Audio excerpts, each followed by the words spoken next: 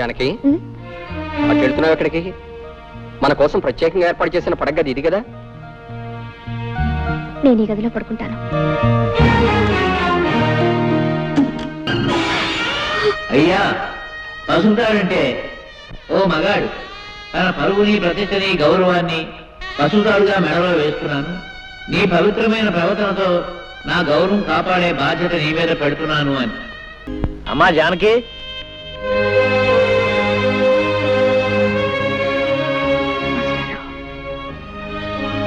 ఏమ్మా కులాసయ్యనా? తాలూకా ఆఫీసులో పనుండి వచ్చాను. ఏదో నువ్వు ఇక్కడ ఉంటున్నావు కదా, ఓసారి చూసి పెడదామని వచ్చా.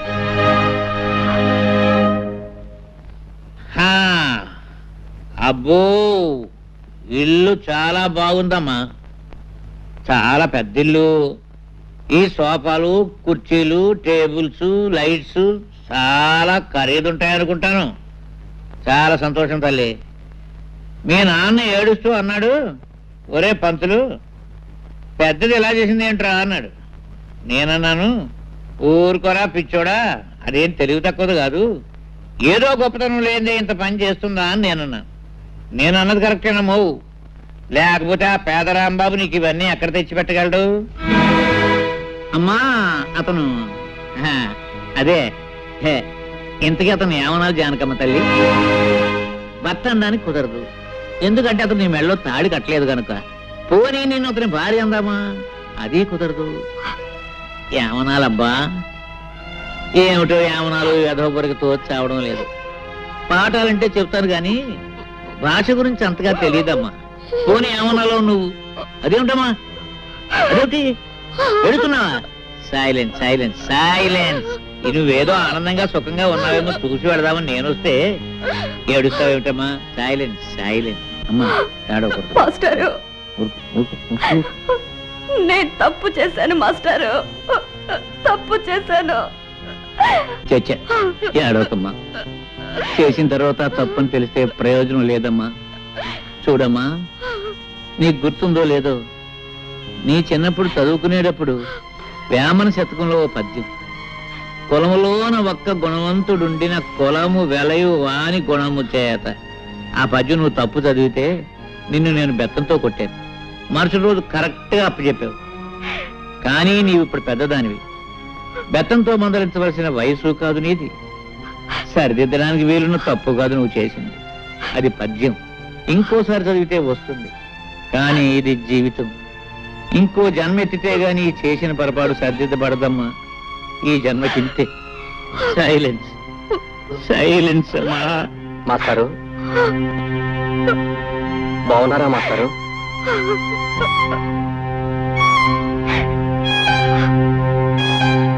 ఎవరు? మురళీ బాబా? చాలా కాలం అయిందా నిన్ను చూసి. చాలా సంతోషం బాబు. నీలో బాగా మార్పు వచ్చేసిందే. నీకు గుర్తుందా, చిన్నప్పుడు నువ్వు చదువుకునేటప్పుడు నేను ఇచ్చిన పాఠాలు నువ్వు గడగడ అప్పచెప్పేస్తుంటే మా మురళీబాబు చాలా తెలివిగలవాడు, బాగా చదివేసి పెద్ద పెద్ద ఉద్యోగాలు సంపాదించేసి కలెక్టర్ ఉద్యోగాలు అవి చేసేసి మా ఊరికి పెద్ద పేరు తీసుకొస్తాడని నేను అందరికీ చెప్తుండేవాడిని. కానీ బాబు, మన ఊరి పేరు, పరువు, ప్రతిష్ట ఇలా బజారు పాలు చేస్తావని అనుకోలేదయ్యా. మాస్టారు, అర్థమైంది మాస్టారు, మీరేమంటున్నారో అర్థమైంది. చూడండి, మేమేదో కాని పని చేశామనో చేయకూడని పని చేశామనో మీరందరూ అనుకోవటంలో తప్పు లేదు. కానీ ఒక్క విషయం ఆలోచించండి, ఆమెకు తన భర్తతో సుఖం లేదు. ఆమె లేకుండా నేను బ్రతకలేను. అందుకే అర్థం లేని ఈ కట్టుబాట్లని కాదనుకొని మేమిద్దరం కలిసి ఒక నిర్ణయానికి వచ్చి ఈ పని చేశాం. మేం చేసిన దాంట్లో తప్పే ఉంది. ఏమిటి ఏమిటి బాబు, నువ్వు చేసిన దాంట్లో తప్పేమీ లేదంటావా? ఆ సంగతి ఆ పిచ్చి పిల్లలు చెప్పవా బాబు. చూడు, ఏదో తప్పు చేశానని ఏడుస్తుంది పాపం. చూడు నాయనా, ఒక ఆడ మగ కలిసి కాపురం చేయడానికి రూపం, డబ్బు ముఖ్యం కాదయ్యా. అవే ముఖ్యం అయితే ఈ పవిత్ర భారతదేశంలో ఇన్ని సంసారాలు చల్లగా ఉండవు, ఉండబోవు. భర్తలో ఏదో లోపం చూశానని భార్య భర్తను వదిలేసి, భార్యలో ఏదో లోపం చూశానని భర్త భార్యను వదిలేస్తే మన సాంప్రదాయాలకి, ఆచారాలకి అర్థం లేదు, మనకు బ్రతుకు లేదు నాయన. బాబు, అన్నేళ్లు లంకలో ఉండి నా భర్త వస్తాడు, నన్ను రక్షిస్తాడని ఆశగా ఎదురు చూస్తూ జీవించింది కాబట్టే ఇన్ని వేల సంవత్సరాలైనా సీతాదేవిని ఇంకా దేవతగానే కొలుస్తున్నాం. భర్త కుష్ఠరోగైన నెత్తి మీద పెట్టుకుని అష్టకష్టాలు పడింది కాబట్టి సుమతిని మహాపతివ్రత అన్నాం. బహుశా వాళ్ళు నీ అంత తెలివిగలవాళ్ళు కాకపోవచ్చు.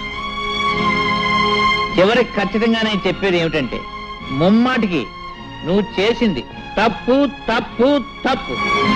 మాస్టారు, ముసలివాడిని, నేను ఏదైనా పొరపాటు మాట్లాడుంటే మన్నించు.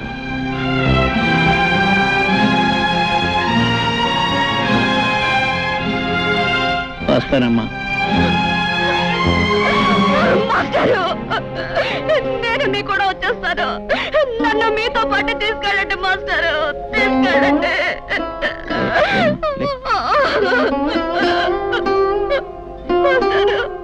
ఏమిటమ్మా, ఏమిటి పిచ్చి తల్లి? వస్తావా? ఎక్కడికి వస్తావు?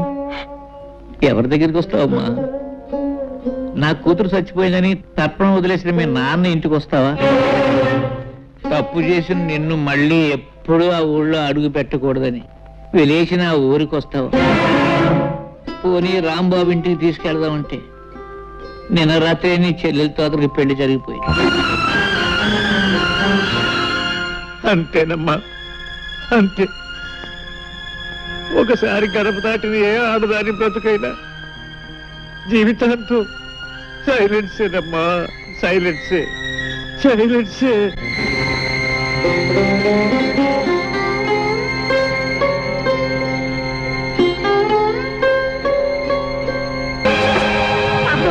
అమ్మగారు కృష్ణాలు పోస్తున్న అంటించుకుంటున్నారు.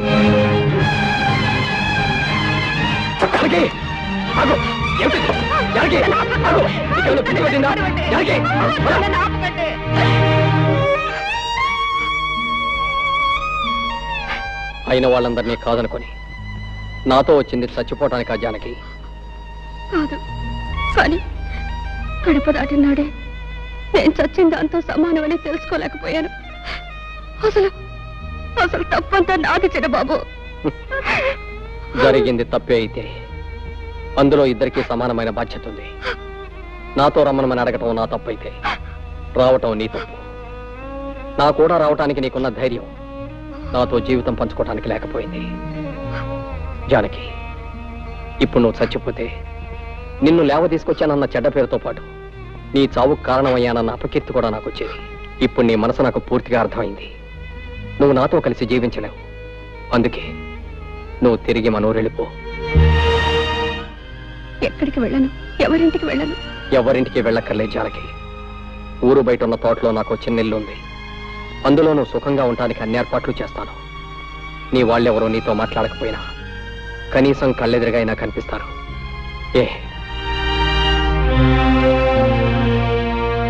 అయితే ప్రొద్దుటే ప్రయాణానికి సిద్ధంగా ఉండు.